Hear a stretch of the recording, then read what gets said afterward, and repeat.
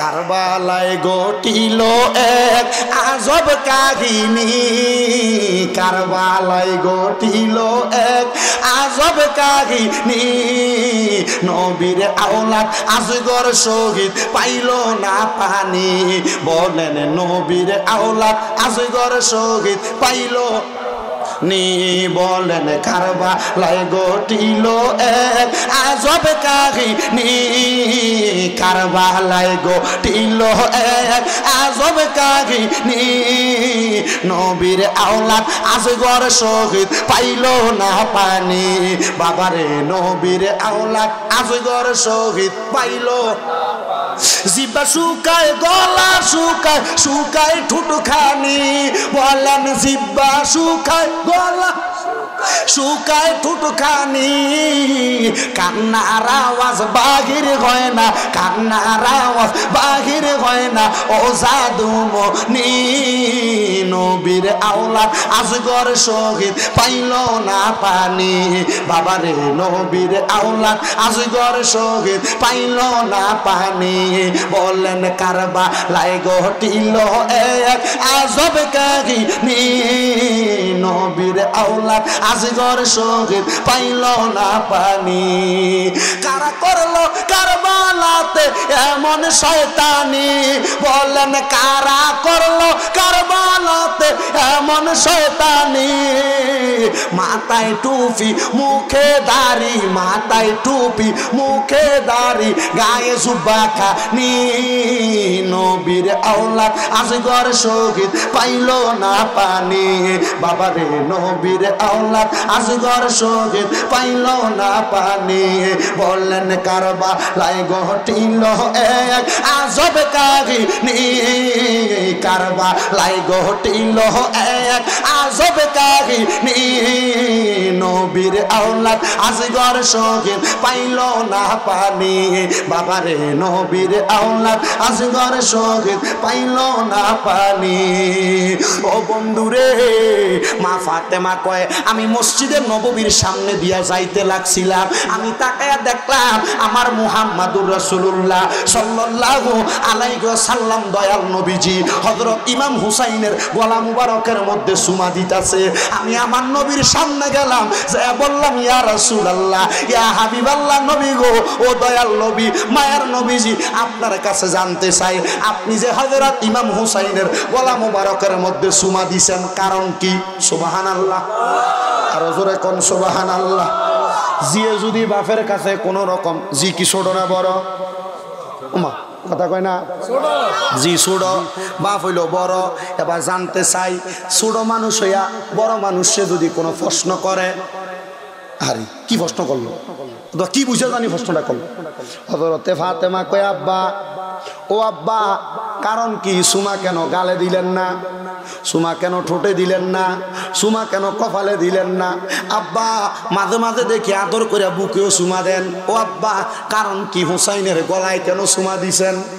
আল্লাহর কসম মা ফাতেমা নিজে বর্ণনা করে হাদিসটা করে না, আমার জায়গা হবে নি আমার মরা লাশের লাইগা, মসজিদের পাশে আমার কবর দিও কইরায় আমার জায়গা হবে নি, আমার জায়গা হবে আমার মরা লাশের লাইগা, মসজিদের পাশে আমার কবর দিও কইরায় আমার জায়গা হবে নি। এলাকাবাসী রে আমি তোমরার ছেলে সন্তান কয়দিনের লাগিয়া, মরার পরে সবাই আমায় যাবে রে বলিয়া। এলাকাবাসী রে আমি তোমরার ছেলে সন্তান কয়দিনের লাগিয়া, মরার পরে সবাই আমায় যাবে রে বলিয়া। ওরে কষ্ট হইল 3.5 হাত মাটি দিও কুইরায় আমার জায়গা হবে নি, আমার জায়গা হবে মরা লাশের লাইগা, মসজিদের পাশে আমার মসজিদের পাশে আমার কবর দিও কইরায় আমার জায়গা হবে নি। জগৎবাসী রে আমি যেদিন যাব মারা দুনিয়া ছাড়িয়া, জামা কাপড়ে সবই নিবে রে খুলিয়া। ওরে সাদা আমার কিনে কাপড় আমায় দিও রে পরাইয়া, আমার জায়গা হবে নি, আমার জায়গা হবে আমার মরা লাশের লাইগা। মসজিদের পাশে আমার কবর দিও কইরা, আমার জায়গা হবে নি। আল্লাহুম্মা সাউন্ড ছাড়ো, সাউন্ড ছাড়ো, কানে গেল বাইরে বন্ধ করে শুধু ভিতর সালাম। মুহাম্মাদ ওয়ালা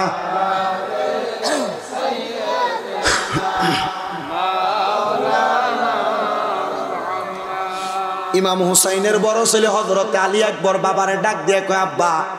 হযরতে আব্বাস আলমদার চলে গেছেন ফুরাত নদীর পারে, এখনো আসে নাই, অনুমতি দেন এখনই আমি ওই আব্বাস আলমদার যেখানে ফুরাত নদীর পারে যে আমি একটু পানি নিয়ে আসবো। ইমাম হুসাইন বলে, বাবা অনুমতি দিলাম। হযরতে আলী আকবর যখন হযরত ইমাম হুসাইনের অনুমতি নিয়ে রওনা করলেন, কারবালার ময়দানের মধ্যে যাইয়া হযরত আলী আকবর ইয়াজিদ বাহিনীর সঙ্গে যুদ্ধের মধ্যে লিপ্ত হয়ে গেছে। যুদ্ধ করতে করতে করতে করতে হযরতে আলী আকবর যখন যুদ্ধটা আর করতে পারতেছেন না, শরীরের সব শক্তি নিশক্তি হয়ে গেছে। হযরতে আলী আকবর ঘোড়াটারে চড়তে চড়তে হযরত ইমাম হুসাইনের সামনে চলে আসছে, আর কত বলতে পারতেছেন না। যুদ্ধ করতে করতে আলী আকবর হযরত ইমাম হুসাইনরে ডাক দিয়া কয়, আব্বাই ও দেখছেন নি এজিদের দলেরা আমার পিঠের মধ্যে তরবারির আঘাত করছে, ডান হাতের মধ্যে আমারে তীর মেরে দিছে, আমার মাথার মধ্যে তারা তরবারি দিয়ে আঘাত করছে।